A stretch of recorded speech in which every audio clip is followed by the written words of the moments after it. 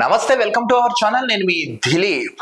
నిన్న ఆంధ్ర రాష్ట్రంలో ఉండి చాలా సంవత్సరాల తర్వాత భారత ప్రధాని నరేంద్ర మోడీ గారు మే 2న ఆంధ్ర రాష్ట్రం రాజధాని అయిన అమరావతిలో దగ్గరగా 60,000 కోట్ల పెట్టుబడితో బడ్జెట్తో ఆయన పలు శంకుస్థాపన పనులకి భూమి పూజ లాంటివి చేశారు భారత ప్రధాని.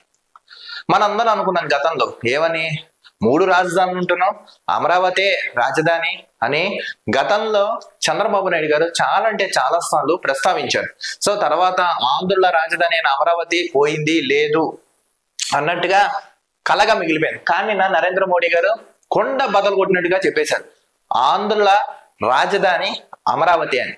సో దీంట్లో అయినా కొన్ని ఆసక్తికరమైన విషయాలు కూడా మాట్లాడారు ప్రధానమంత్రి గారు. అసలు ఆయన ఏం మాట్లాడారు ఏంటో వీడియోలో తెలుసుకుందాం. అసలు ఆంధ్ర రాష్ట్రంలో దగ్గరగా వీళ్ళు ఏమంటున్నారంటే 6 నుంచి 8 లక్షల కోట్ల అప్పు అయితే అయిపోయిందని వాళ్ళైతే చెప్తున్నారు. 6 నుంచి 8 లక్షల కోట్ల అప్పు అయితే అయిపోయింది. నెక్స్ట్, రైల్వే జోన్ లేదు, స్పెషల్ స్టేటస్ లేదు, నెక్స్ట్ పెట్టుబడులు లేవు. తెగ ఆరోపిస్తున్నారు వీళ్ళంతా. ఇందులో భాగంగా వీళ్ళు ఏం చేశారు, ఇప్పుడు నిన్న నరేంద్ర మోడీ గారు కొన్ని విషయాలు కుండ బదలు కొట్టినట్టు చెప్పేశారు. నిన్న ఆయన చూడండి, భారత ప్రధాని నరేంద్ర మోడీ గారు ఆయన ఏ రాష్ట్రం వెళ్ళినా ఎక్కడికి వెళ్ళినా ఆ ప్రాంతీయ భాష ఏదైతే ఉందో ఆ భాషలో ఆయన ప్రసంగం అనేది స్టార్ట్ చేస్తారు. అంటే తమిళనాడు వెళ్తే తమిళ్, కర్ణాటక వెళ్తే కన్నడ, కేరళ వెళ్తే కేరళలో మలయాళంలో, నెక్స్ట్ ఆంధ్రప్రదేశ్ వస్తే తెలుగులో. చాలాసార్లు కొన్ని విషయాలు ఆయన తెలుగులో మాట్లాడటం జరిగింది. నేను ఆయన ప్రసంగాన్ని చూడడానికి చాలా మంది అభిమానులు, నెక్స్ట్ ఆంధ్ర రాష్ట్ర ప్రజలు సైతం 5 కోట్ల ఆంధ్రులు ఎవరైతే ఉన్నారో ఈయన ప్రసంగం కోసం అయితే వాళ్ళు కళ్ళల్లో ఒత్తులేసుకుని మరీ చూశారు. అసలు ఈయన ఏం మాట్లాడతారు ఏంటో అని క్లియర్ కట్ గా తెలిపేశారు నరేంద్ర మోడీ గారు. ఏమంటున్నారు ఇప్పుడు ఆయన, మేము ఈ కూటమి ప్రభుత్వం ఏదైతే ఉందో దగ్గరగా 60,000 కోట్ల.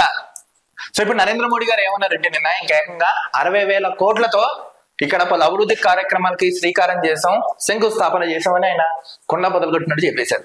నారా లోకేష్ గారిని, పవన్ కళ్యాణ్ గారిని, చంద్రబాబు నాయుడు గారిని, నెక్స్ట్ ఆంధ్ర రాష్ట్ర ప్రజల్ని పేరునైనా గౌరవించిన విధానం, మాట్లాడిన విధానం అందరినీ ఒక తాటిలోకి తీసుకొచ్చినట్టుగా అయితే అనిపించింది. నెక్స్ట్ ఈయన ఇంకా కొన్ని విషయాలు కూడా చెప్పారు. ఇంద్రలోకం ఏదైతే ఉందో, ఇంద్రలోకం రాజధాని ఏంటంటే అమరావతి, ఆంధ్రుల రాజధాని కూడా అమరావతి ఉండబోతున్నట్టుగా ఆయన తెలిపేశారు. భవిష్యత్తులో ఎవరు దీన్ని డిస్టర్బ్ చేయలేరని కూడా చెప్పేశారు ఆయన. భవిష్యత్తులో ఎవరు దీన్ని డిస్టర్బ్ కూడా చేయలేరని ఆయన చెప్పేశారు. కేంద్ర సహాయ సహకారాలు పూర్తిగా ఆంధ్ర రాష్ట్రం వైపు ఉంటున్నాం, ముఖ్యంగా అమరావతికి మేము పూర్తిగా కట్టుబట్టి ఉన్నామని ఆయన చెప్పారు. నెక్స్ట్, రోడ్స్ అండ్ రైల్వేస్ కి మేము బాగా కేటాయించాం.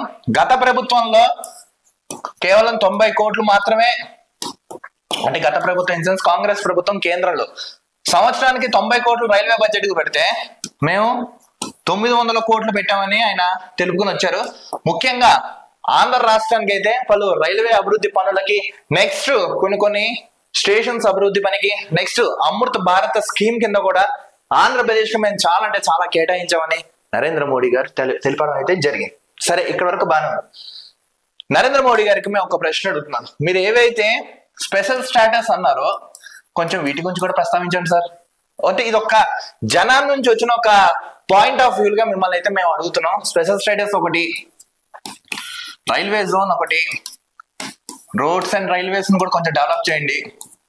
ముఖ్యంగా మాకు కావాల్సింది health and education sir. Health education కొంచెం వీటి మీద ఒక కసరత్తు చేయండి. హెల్త్ ఎడ్యుకేషన్ ప్రస్తావన మీరు మాట్లాడకుండా వెళ్ళిపోయారు. సరే, భూమి పూజ చేశారు, అభివృద్ధి చేశామని చెప్పారు. నెక్స్ట్, పోలవరం సంబంధించిన గ్రాండ్ ఫండ్స్ కూడా మేము ఇచ్చామని తెలిపారు. కానీ హెల్త్ ఎడ్యుకేషన్ ఆంధ్ర రాష్ట్రంలో చాలా వెనుకబడిపోయి ఉంది.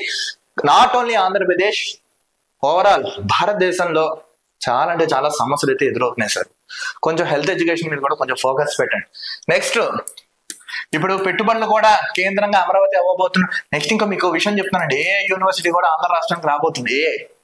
సో భవిష్యత్తులో దీని ద్వారా ఉపాధి అవకాశాలు బాగా పెరుగుతాయి, తద్వారా నిరుద్యోగ సంఖ్య తగ్గించవచ్చు, అది రాష్ట్రానికి వనరుగా మారుతుందని నరేంద్ర మోడీ గారు చెప్పడం అయితే జరిగింది. ఇంకో చూడండి, యాజ్ ఎ ప్రైమ్ మినిస్టర్ గా ఈయన ఉన్నప్పుడు కూడా, ఇప్పుడు ప్రైమ్ మినిస్టర్ గా ఉన్నా ఈయన సీఎం గా ఉన్నప్పుడు, గుజరాత్ కి సీఎం గా ఉన్నప్పుడు చంద్రబాబు నాయుడు గారు చేసిన కృషి గురించి కానీ, ఆయన పెట్టిన విధి విధానాల గురించి కానీ అన్నిటి గురించి నేను అధ్యయనం చేశాను. మా టీంని కూడా హైదరాబాద్ ని పంపించి అక్కడ చంద్రబాబు నాయుడు గారు ఎలా అభివృద్ధి చేస్తున్నారు, ఆ విధంగా ఆ దశ దిశ ఎలా ఉండబోతుంది చంద్రబాబు నాయుడు గారిది, అవన్నీ కూడా నేను విశ్లేషణ చేశాను.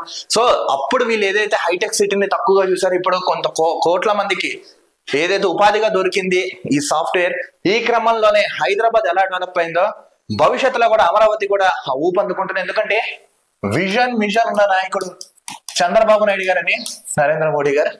ఈ పరంగా రాష్ట్రంలో ఇంకా ఏవైతే రోడ్స్ నుంచి మొదలుకొని అభివృద్ధి దిశ వరకు దగ్గర 60,000 కోట్లతో పనులు ప్రారంభించారంటే ఇది ఆషామాషి విషయం కాదు. సో చూడాలి భవిష్యత్తులో ఇంకా ఎలా వెళ్ళబోతున్నారు, ఇంకా ఏం చేయబోతున్నారు. కానీ ఈ కూటమి ప్రభుత్వంలో వాళ్ళకి చెప్తున్నాను, పోలవరం అనేది మీ టర్మ్ లో అయినా కంప్లీట్ చేయాలి, ఇది మా డిమాండ్. పోలవరం అనేది 3 years లో కంప్లీట్ చేశారు మీరు ఆ 3 years లో కంప్లీట్ చేయకుండా దీన్ని రాజకీయంగా వాడుకుంటే ఇది మీకు చెరిగిపోయిన మచ్చలు అయితే మిగిలిపోతుంది. వీళ్ళు ఇప్పటికే చెప్తున్నారు, నరేంద్ర మోడీ గారు క్లియర్ కట్ గా చెప్తున్నారు, పోలవరం మేము చాలా నిధులు ఇచ్చాం, కొన్ని వేల కోట్లు కూడా ఇచ్చాం, కానీ గత ప్రభుత్వం గతంలో ఉన్న వాళ్ళందరూ దుర్వినియోగం చేశారు, బట్ దీనికి ఒక జాతీయ హోదా కూడా కల్పిస్తానని అయితే తెలిపారు. సో చూడాలి ఏం జరుగుతుందో ఏంటనేది. ఏది ఏమైనా ప్రజలారా, నరేంద్ర మోడీ గారు ఏదైతే మాట్లాడారో ప్రెసెంట్ ఈ యొక్క టాపిక్ నెక్స్ట్ ఈయన ఏదైతే స్టేట్మెంట్ ఇచ్చారో నెట్లో తెగ వైరల్ అయితే అవుతున్నాయి. సో బానే అభివృద్ధి పనుల పరంగా బానే ఉంది, కానీ last but not least health education మీద కూడా కొంచెం కసరత్తు చేయండి సార్. హెల్త్ ఎడ్యుకేషన్ ఇస్ చాలా ఇంపార్టెంట్ మా. సో దీని మించి ఒక కృషి చేయండి. రాష్ట్రానికి రావాల్సిన ఇంకా నిధులు కానీ ఇంకా బెనిఫిట్స్ కానీ మీరు పూర్తి సహాయ సహకారాలు అందించి రానున్న రోజుల్లో నవ్య ఆంధ్రప్రదేశ్ గా చేయవలసిందిగా మీకు రిక్వెస్ట్ చేయడం అయితే జరుగుతుంది. So audience and guys, Narendra Modi గారు నిన్న కొన్ని ఆసక్తికరమైన కామెంట్స్ అయితే చేశారు.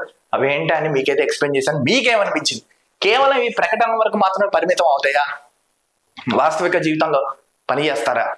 మీ యొక్క విలువైన అమూల్యమైన అభిప్రాయాన్ని కామెంట్స్ రూపంలో తెలపండి. మ్యాక్సిమం వీడియోని లైక్, షేర్, కామెంట్ చేసి మీ వాట్సాప్ గ్రూప్లో షేర్ చేయడం మాత్రం మర్చిపోకండి. నేను మీ దిలీప్, చూస్తున్నాను వచ్చాను.